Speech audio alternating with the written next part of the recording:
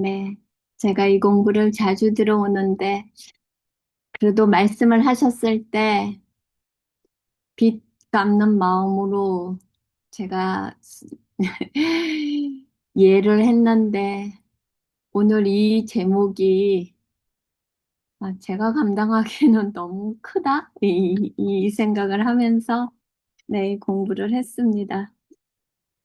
오늘 저희가 배울 구간은요, 제복음 그리고 율법입니다. 음, 성경에서 제일 핵심적인 부분 중에 하나인가 아닌가?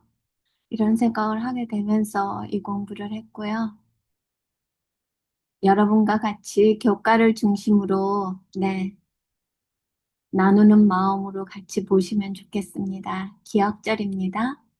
내가 주의 법도들을 영원히 잊지 아니하오니 주께서 이것들 때문에 나를 살게 하심이니이다. 나는 주의 그 시온이 나를 구원하소서. 내가 주의 법도들만을 찾았나이다. 시편 119편 93, 94인데요.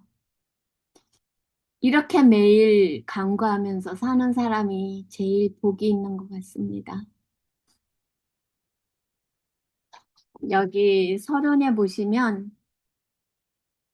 제가 하나님과의 친밀한 관계를 가로막는 가장 큰 장애물임은 의심의 여지가 없다. 저희가 죄 때문에 이 모양 이 꼴이 돼 있지 않습니까? 네, 그래서 제가 이렇게 이런 공부를 하려고 그러면 사단이 저희 남편을 통해서 저를 막 흔드는 것 같아요. 아, 넌 별 볼 일 없는데 뭐를 또 해? 막 이런 느낌. 네, 그래서 제가 이렇게 막 어제는 너무 다운이 됐었습니다. 그런데 제가 내린 결론, 나는 너무 보잘것없는 죄인이구나.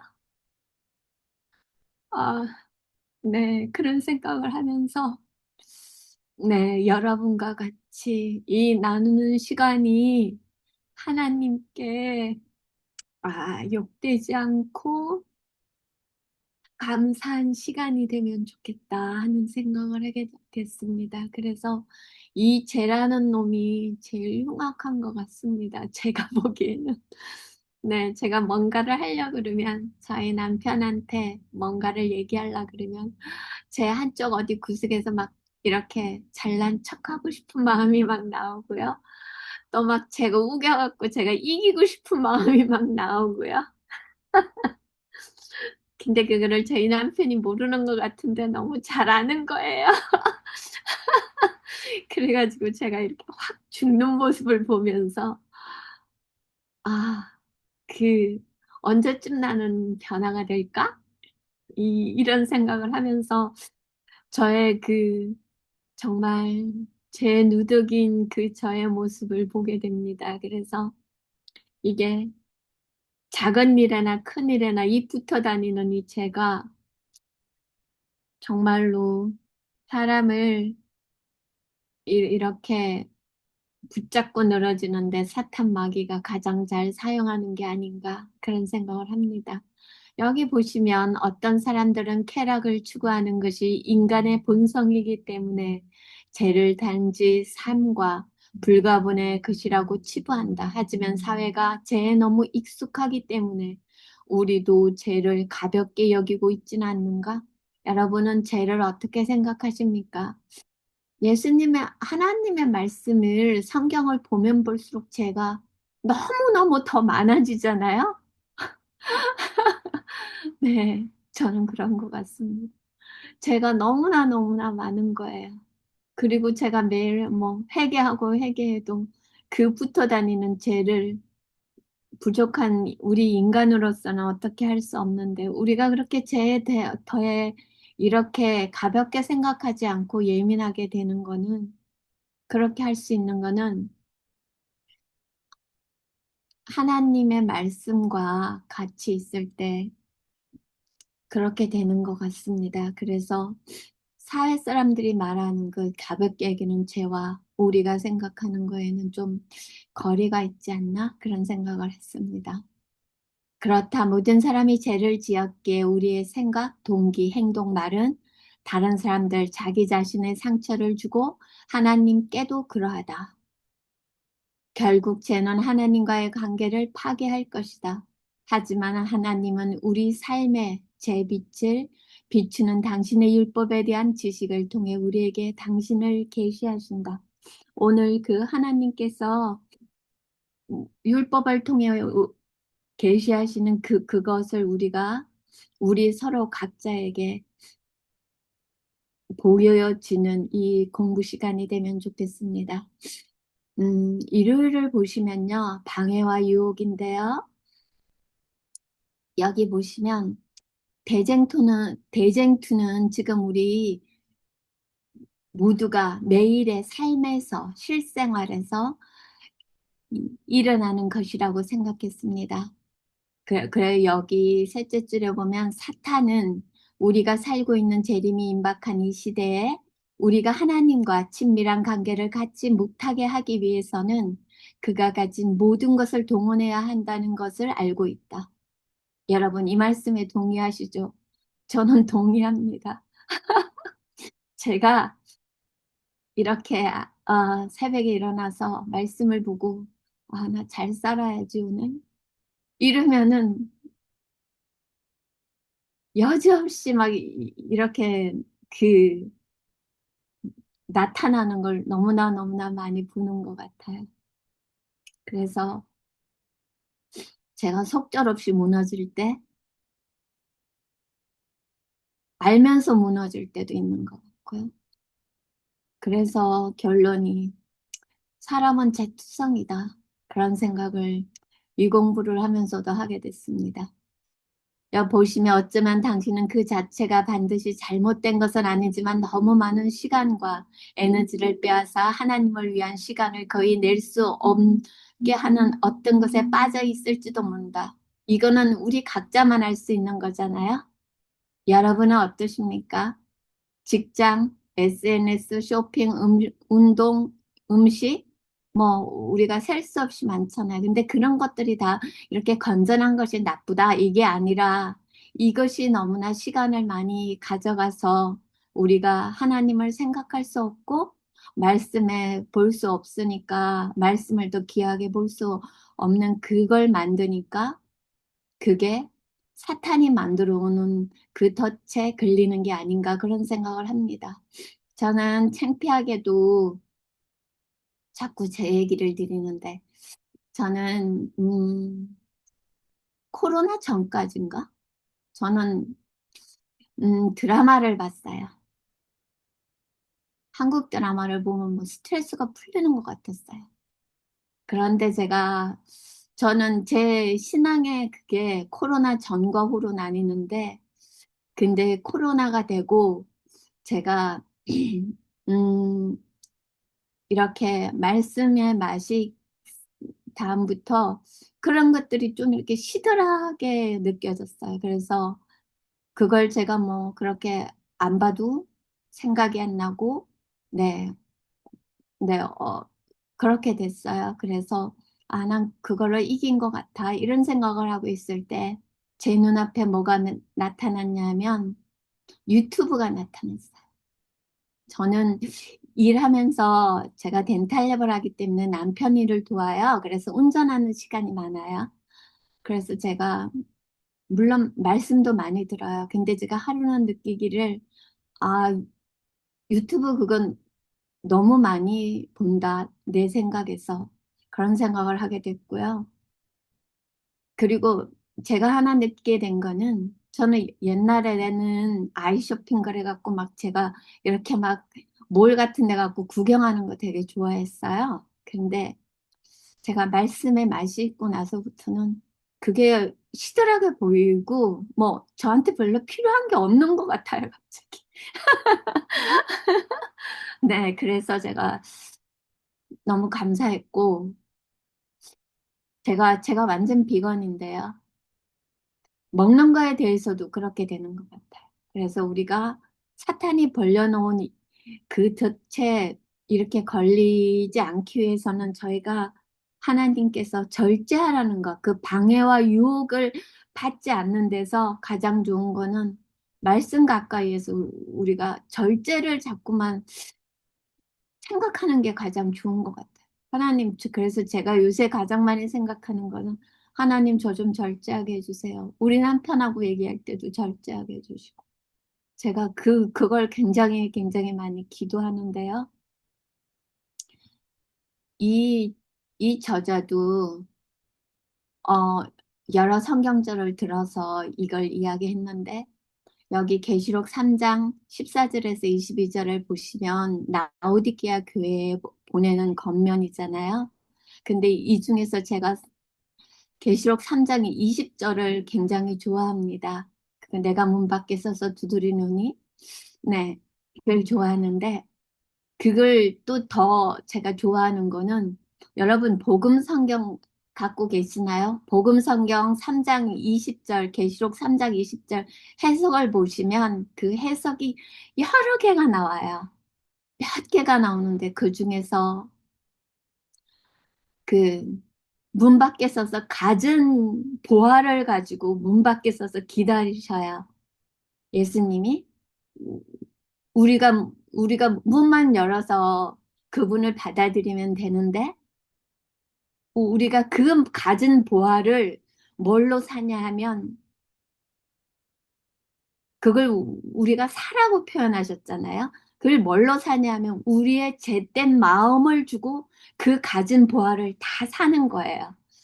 그 음, 산상보훈에 보시면 다윗이 이런 표현이 있어요. 그 산상보훈에 다윗이 가장 아름다워 보일 때는 그가 압살롬에게 그 압살롬이 반역해서 그가 피난 가면서요.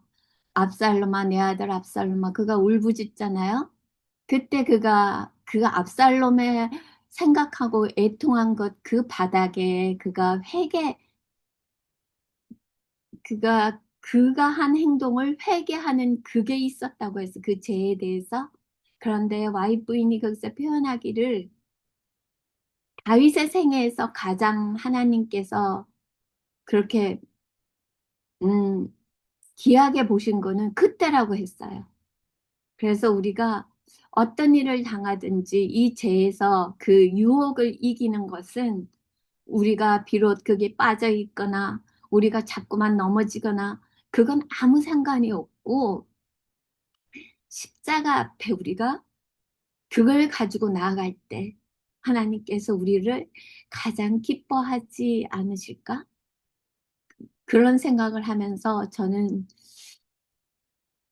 저를 바라볼 때 참 희망이 없지만 하나님께서 그런 훌륭한 다윗, 그런 사람의 그런 애통해 하는 가장 비참한 그 광경을 귀하게 보시는 그분이 오늘도 나와 또 저와 여러분들을 보신다고 생각하면 용기가 나는 말씀 같습니다.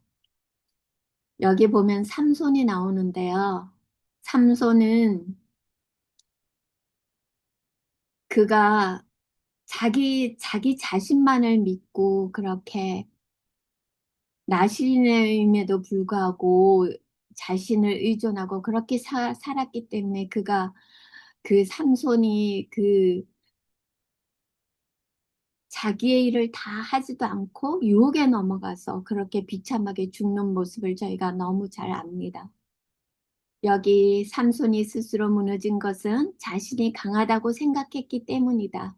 그는 유혹을 이기기 위해 자신의 힘에 의존한다.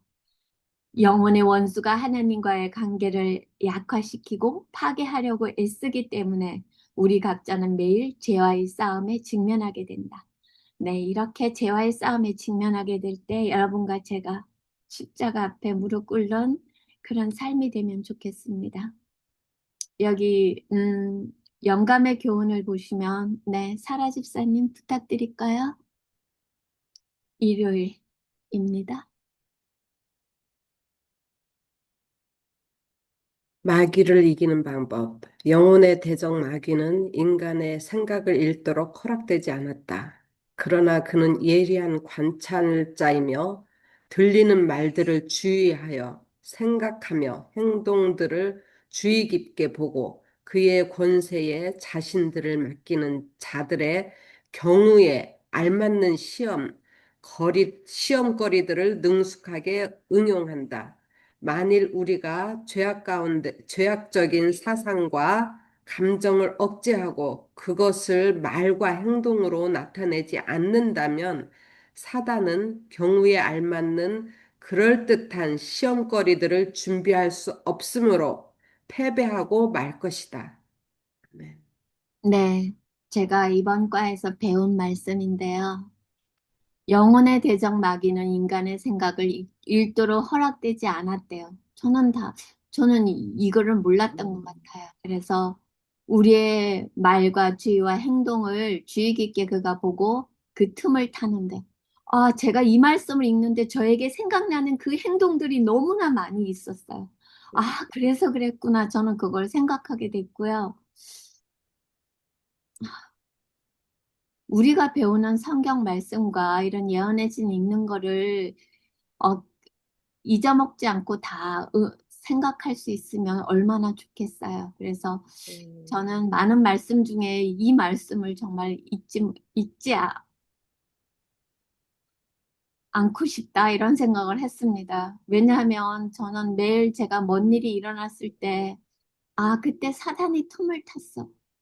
그걸 생각하거든요. 음, 근데 이 말씀을 보면 마귀를 이기는 방법이 어떠하다고 나와 있습니다. 우리가 와이프인 글이나 어디에 우리가 많은 글을 볼 때요. 음, 사단이 우리를 어떻게 하는지 그 사탄 얘기가 되게 많이 나와 있어요. 그런데 우리의 삶이 사탄하고 막 이렇게 직접 싸우려고 하는데요. 우리는 사탄을 결코 싸워서 이길 수가 없어요. 왜냐하면 사탄은 우리보다 한 단계 높은 천사가 저거 배반해갖고 사탄이 됐기 때문에 우리는 사탄을 이길 수가 없고요. 그 이기는 걸 하나님께 맡겨야 되는데 그 믿음이 부족한 것 같아요. 음, 내가 어떻게 해보려는 걸. 네, 그래서 이 영감의 글을 여러분과 제가 꼭 기억하면 좋겠습니다. 월요일 하나님과의 관계를 막는 걸림돌들. 저는 이번 기를 공부하면서 이번 길을 지으신 분이 정말 하나님을 인격적으로 만나서 우리에게 어떻게 하면 하나님 잘 믿고 살 수 있어? 그거를 이렇게 열쇠가에 다 이렇게 알려주는 것 같아요. 그래서 저는 이분이 지었다는 그 빨간 의자라는 이 책이 있어요. 이 책을 시주사에서 샀는데 이 교과랑 이 책이 굉장히 많이 우리 신앙하는데 이번 게 이 교과가 도움이 되는 것 같습니다. 저는 이제까지 공부한 것 중에서 교과 중에서 이렇게 실질적으로 이렇게 해주는 교과는 잘 보지 못한 것 같아요. 제 기억에는. 그래서 참 이번 기 교과가 너무 좋습니다. 월요일에 하나님과의 관계를 막는 걸림돌들. 여기는 참 여러 성경절들을 들면서 이 저자가 말씀하고 계십니다. 그런즉 선줄로 생각하는 자는 넘어질까 조심하라. 이게 고린도전서 10장 12절인데요. 삼손과 같이 자신을 의지하면 넘어지게 될 것이다. 네. 여러분과 저의 마음속에 우리가 어떻게 사는지 아시죠? 네. 이 성경절을 기억하고 삼손처럼 우리가 그렇게 되지 않으면 좋겠습니다. 외식하는 자가 사람에게서 영광을 받으려고 회당과 거리에서 하는 것 같이 너희 앞에 나팔을 불지 말라. 네. 이거는 예수님이 겸손하셨던 것처럼 우리도 겸손하라고 그렇게 말씀하십니다. 근데 저는 제가 얘기할 때 처음에 시작할 때는 겸손하게 하는데 하다 보면 어디서 자랑이 나오려고 막 해요. 그래가지고 제가 교만을 들고 있다고 딱 생각이 들어요. 그때. 네, 그래서 이게 쉽지 않기 때문에 하나님께서 이렇게 우리에게 권면을 하시는 것 같습니다. 네, 겸손이 가장 고치기 어려운 병, 교만이 가장 고치기 어려운 병이라고 하는데 그걸 실감을 합니다. 나는 너희에게 이르노니 음욕을 품고 여자를 보는 자마다 마음에 이미 간음하였느니라. 만일 내 오른 눈이 너를 실족하게 하거든 내버리라. 예, 이렇게 무지막지하게 말씀하시는데요. 이렇게 죄를 품는 것이 심각하다. 그 얘기입니다. 비판을 받지 않으려 하려거든 비판하지 말라. 너희가 비판하는 그 비판으로 너희가 비판을 받을 것이요. 여기 있는 말씀들은 우리가 잘 못해서 이렇게 다 그렇게 써놓으신 건데요. 여러분은 어떠십니까? 좋은 말만 하고 사시죠? 저도 그걸 되게 다짐하는데 저희 남편하고 교회 갔다 오면서 막 얘기하다 보면 또 막 살짝 빠지고 그래요. 네, 그래서 제가 그렇게 살짝 빠졌을 때, 또 그렇게 얘기하네. 그러니까 저희 남편이, 당신이 그렇게 얘기했잖아. 이러는 거예요.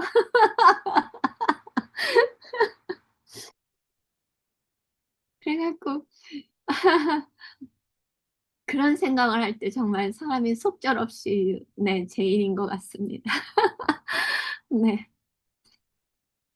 나는 너희에게 이르노니 너희 원수를 사랑하며 너희를 박해하는 자를 위하여 기도하라. 음, 저는 이 말씀이 어떤 말씀인지를 알게 됐는데요. 제가 다른 방에서 간증을 했었는데, 저에게 2년 전에 닥친 일이 너무너무 억울했어요. 제가 평생에 그렇게 심하게 당해본 일이 처음인 것 같아서. 그런데 이 말씀이 무슨 뜻인지를 알게 된 것 같아요. 제가 그 일 후에, 어, 고난은, 당하고 싶진 않지만 그 고난이 축복이 되는 것을 알게 됐는데요. 이 말씀은 너희가 원수를 사랑하면 너희를 박해하는 자에게 기도하라. 왜 기도하라고 했는지 제가 알게 됐어요. 그래서 제가 너무너무 놀랐어요. 제가 하나님께서 제가 다른 곳에서 이렇게 일주일에 6시간씩 정기적으로 제가 그 성경 공부를 배우게 됐어요. 그런데 그때 욥기를 배우는데 하나님께서 저에게 이 상대방을 위해서 간절히 기도하게 하신 거예요. 그래서 제가 기도할 때마다 그 상대방과 저를 성령을 받게 해달라고 기도하는데요. 그 다음에 하나님께서 제 마음을 변화시켜 주셨어요. 그래서 이 기도는 상대방을 위한 게 아니고요. 원수를 위해서 기도하라는 거는 그 원수를 당한 그 억울함을 당한 그 사람을 하나님이 회복시켜 주시는 거라는 걸 제가 절실히 알게 됐어요. 그래서 아, 정말로 하나님께서는 이렇게 상대를 위하는 것 같지만 그게 온전히 기도하는 나를 위해서 저에게 그 주시는 그 복이라는 것을 제가 깨닫게 되면서요. 제 마음에 그렇게 한없이 더 몰려오는 그 평안을 느끼면서 제가 너무너무 감사를 하고 있습니다. 나는 너에게 이르노니 형제에게 노하는 자마다 심판을 받게 되고, 음, 이 말을 읽으면서 제가 아, 회개를 했는데요. 여러분들은 가까운 사람에게 만날 부드러운 말씀만 하시는지요? 죄를 가장 짓기 쉬운 게 가까운 데 있는 사람 같습니다. 그런데 제가 하나 알게 된 거는 하나님의 말씀이 가까우면 가까울수록 그 가까운 사람에게 함부로 대하고 싶지 않아진다는 걸 알게 됐습니다. 그리고 혹 그렇게 돼서 옛날에 그게 나한테 다시 나왔어도 그걸 회개하게 되고 그렇게 10번이 5번, 5번이 1번 그렇게 사라지게 하나님께서 말씀이 가까이 있을 때 그렇게 하시는 걸 우리가 알 수 있습니다. 여기 보면 마가복음 9장 42절로 48절에 손을 찍어버리고 발을 찍어버리고 눈을 빼버리고 그렇게 우리가 죄를 지면 그렇게 하라고 했잖아요. 이게 우리가 어떤 경고인지 잘 알고 있잖아요. 손이나 발을 자르거나 눈을 빼내는 것은 그것이 당신으로 범죄하기 때문일지라도 매우 극단적인 처사이다. 그렇죠. 하나님이 무자비하게 보이잖아요. 그렇게 죄가 나쁘다는 거예요. 당신은 죄를 얼마나 심각하게 받아들이고 있는가. 죄가 심각한데요. 그 심각한 죄가 계속 붙어 있어요. 그래서 이 죄가 더 심각한 것 같습니다. 영감의 교훈을 보시면 어느 분 부탁드려도 될까요? 의지를 굴복시킴. 죄가 우리를 사로잡는 것은 의지를 통해서이다. 의지를 굴복시키는 것을 눈을 빼버리거나 손을 베어버리는 것으로 표현하고 있다. 의지를 하나님께 굴복하는 것이 평생을 불구나 절름발이로 보내기로 동의하는 것처럼 보일 때가 자주 있다. 그러나 그리스도는 불구가 되고 상처를 입고 절름발이가 되더라도 생명을 얻을 수 있다면 그것이 더욱 좋다고 말씀하신다. 그대가 재난으로 생각하는 그것이 최고의 유익에 이르는 길이 된다. 산상보온 61페이지 말씀입니다. 네. 저는 이 말씀을 이렇게 해석하고 싶어요. 우리가 살면서 고난을 당하잖아요. 근데 그 고난이 우리가 하나님 앞에 그 고난을 내어놓았을 때 우리를 변화시키는데 그것이 우리가 눈을 빼고 손과 발을 찍어버리는 그런 고통이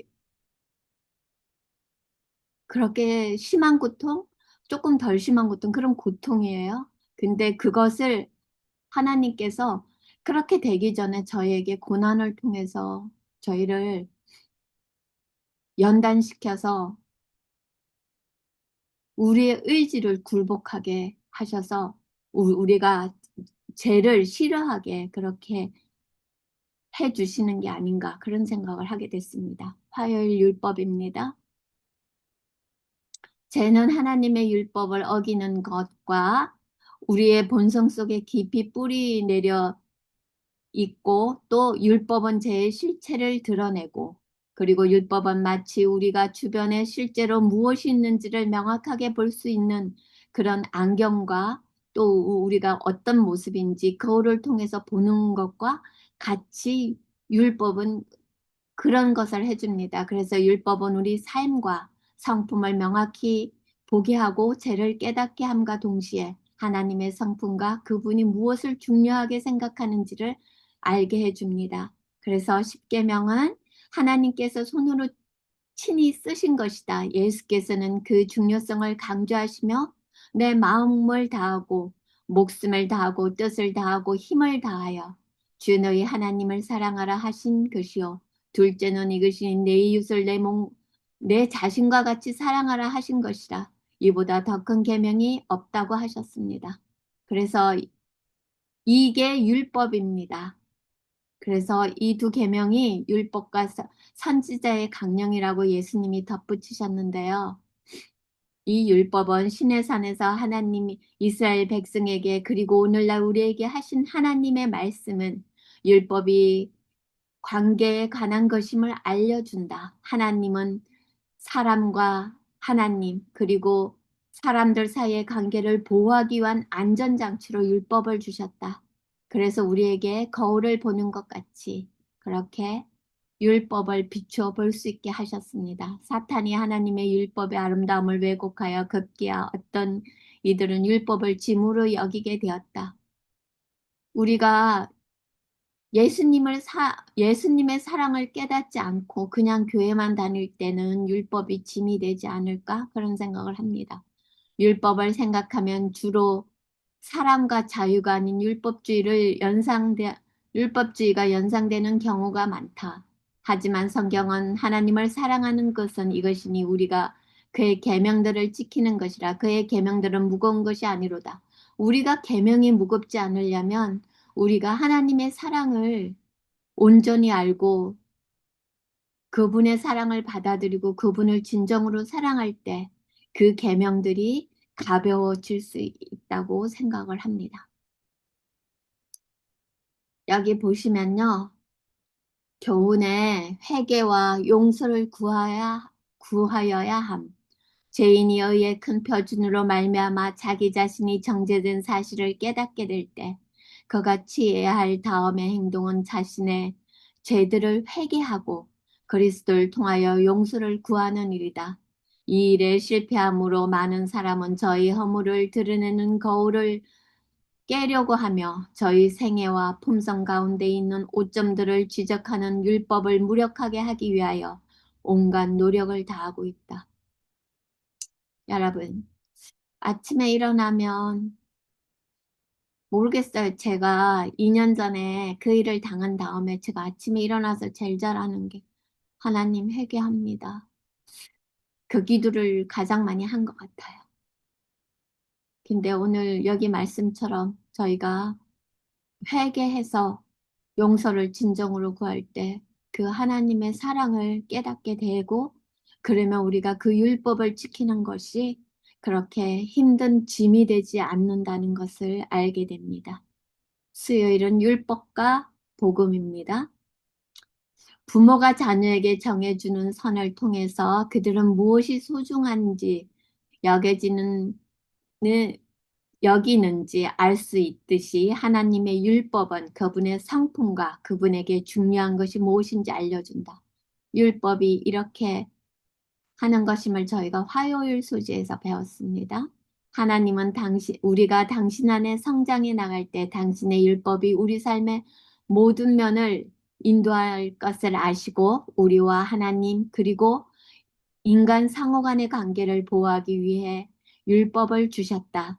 실제로 율법을 어기는 죄가 각자에게 초래하는 끔찍한 결과를 겪어보지 않은 사람이 어디 있겠는가?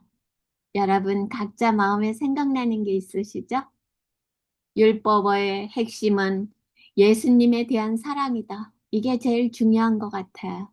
그래서 이 율법이 예수님의 사랑인 이 핵심을 깨닫게 되면 율법을 주신 게 감사하게 되는 것입니다. 너희가 나를 사랑하면 나의 계명을 지키리라. 그래서 이 말씀이 이루어질 수 있는 것입니다. 우리가 진정으로 예수님을 사랑할 때 우리는 자연스럽게 그분의 율법을 지키고자 하는 마음을 갖게 됩니다. 그래서 우리가 하나님의 율법을 분명히 이해할 때 예수님을 더욱 사랑하는 마음을 느끼게 된다. 더 중요한 것은 십자가와 우리를 위해 대신 죽으신 그리스도의 모습을 항상 마음에 새기는 것이 하나님을 향한 사랑을 키우는 가장 좋은 방법이라는 사실이다. 이게 오늘 우리가 이번 주 배우는 교과의 주제입니다. 복음과 율법이 그래서 함께 가는 이유입니다. 그래서 우리가 여기 다 보겠습니다. 우리가 율법을 얼마만큼 신뢰하며 율법을 지키는 것의 중요성을 아무리 강조한다 하더라도 하나님 앞에서 우리의 법적 지위의 측면에서 율법은 오직 정죄할 뿐이라는 사실을 항상 기억해야 한다. 율법은 결코 용서하지도 의를 주지도 대속하지도 않는다. 율법은 이렇고요. 그 다음에 오히려 율법은 우리가 왜 용서를 받아야 하고 왜 의롭게 함을 받아야 하며 왜 속죄가 필요한지를 지적할 뿐이다. 왜냐하면 율법은 거울에 그 일을 해주기 때문에 그렇죠.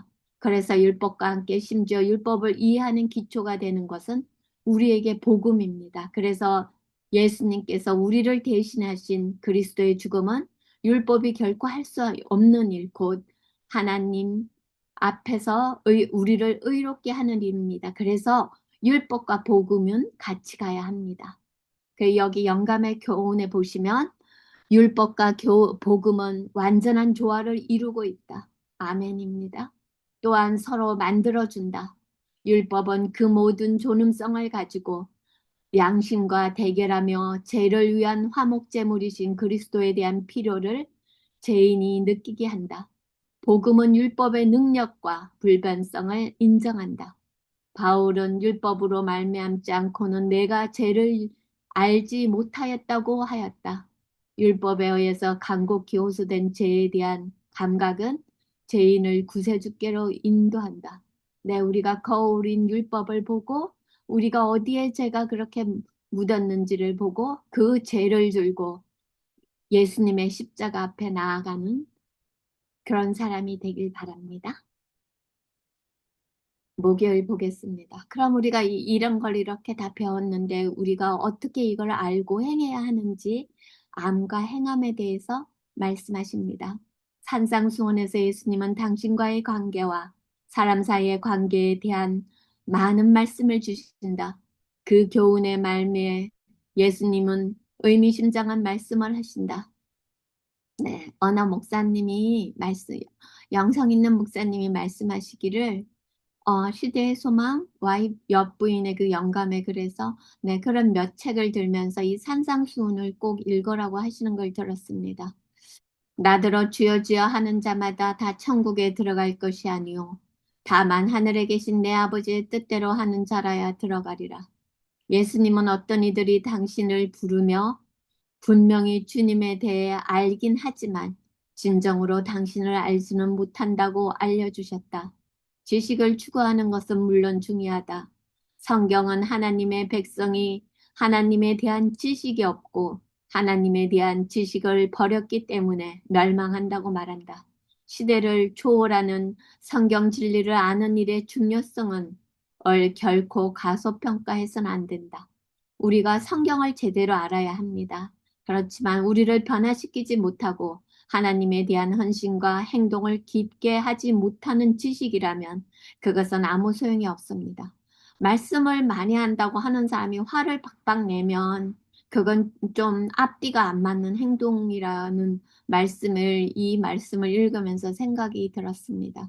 그래서 우리가 말씀을 자꾸만 가까이 하면 부딪히는 게 싫어지고 싸우는 게 싫어지고 그리고 우리가 남에 대해서 안 좋게 생각할 때 하나님 이 생각 버리게 해달라고 기도하게 되잖아요.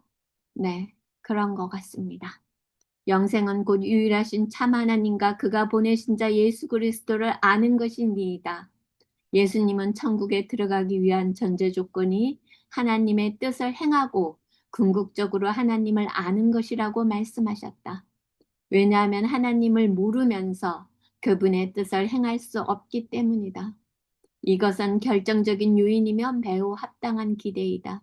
당신의 자녀들이 당신을 사랑한다고 말하고 당신이 하라고 하는 일을 대체로 이행한다면 그들의 행동은 당신에 대한 사랑과 존경의 깊이를 보여주는 것이다. 마찬가지로 우리가 하나님을 사랑할 때 우리는 그분의 뜻을 행하고 싶어 할 것이다. 그렇게 하는 이유는 우리에게 그보다 더 좋은 일이 없음을 알기 때문이다. 그분에 대한 우리의 반응, 그리고 궁극적으로 충분한 사랑 때문에 나타나는 그분에 대한 우리의 순종은 그분과의 관계가 어떤 것인지의 실체를 보여준다.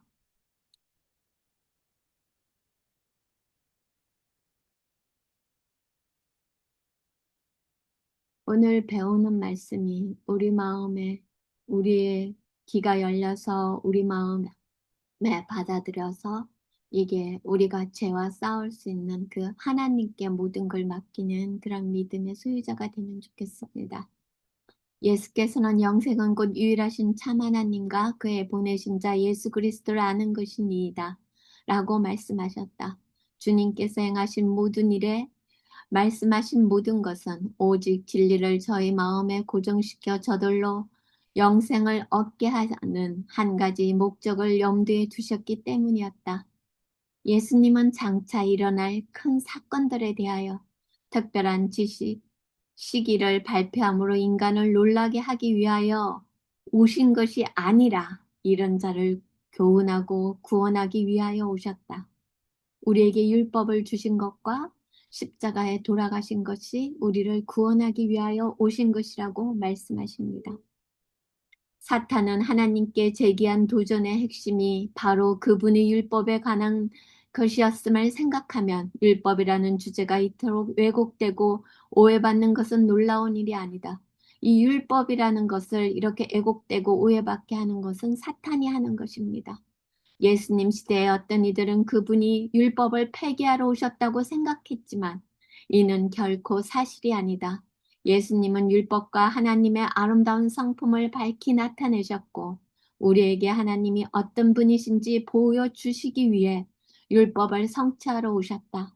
오직 하나님의 거룩한 말씀에 대한 경외심이 백성의 마음속에 소중히 간직될 때에만 그들은 하나님의 목적을 성취할 수 있는 희망을 가질 수 있었다. 다윗의 치세와 솔로몬의 초기의 통치 기간에 이스라엘에게 힘을 준 것은 하나님의 율법에 대한 존경심이었으며 엘리야와 요시아의 시대에 일어난 개혁은 살아있는 말씀에 대한 믿음을 통해서였다. 그리고 에레미야가 그의 노력을 기울여 개혁을 호소한 것은 이스라엘의 가장 부유한 유산인 바로 이 같은 진리의 말씀을 돌아오게 하려는 것이었다. 이 모든 것은 오늘 우리에게 죄와 싸워 이기게 하시는 그 예수님의 십자가를 바라보며 율법과 복음이 우리 안에서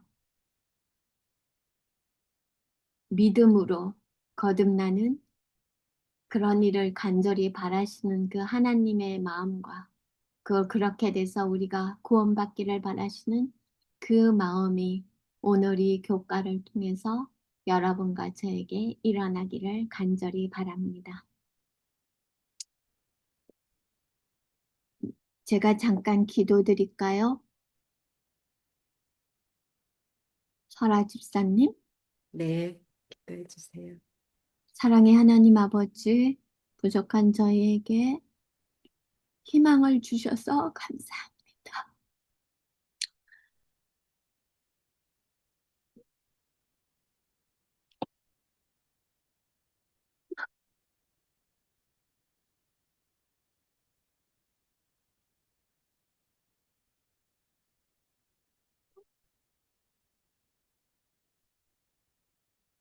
오늘도 사랑의 음성을 듣게 하시니 감사합니다.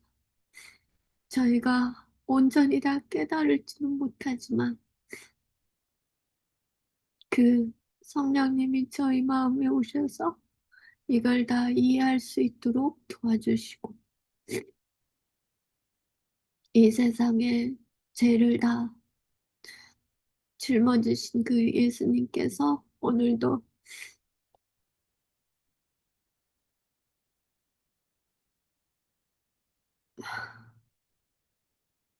저희 마음 문 앞에서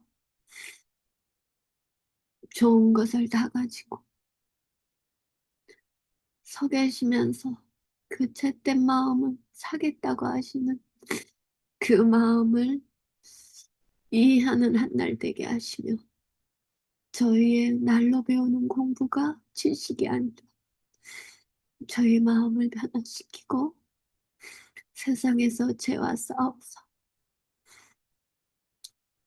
예수님의 품성을 닮을 수 있는 여기에 모인 모든 분들이 되고 부족한 저와 이 세상을 너무나 사랑하셔서 돌아가신 그 예수님의 사랑을 모르는 분들에게도 알 수 있게 되는 그날까지 주께서 함께 하시길 예수님 이름으로 기도합니다. 아멘. 아멘.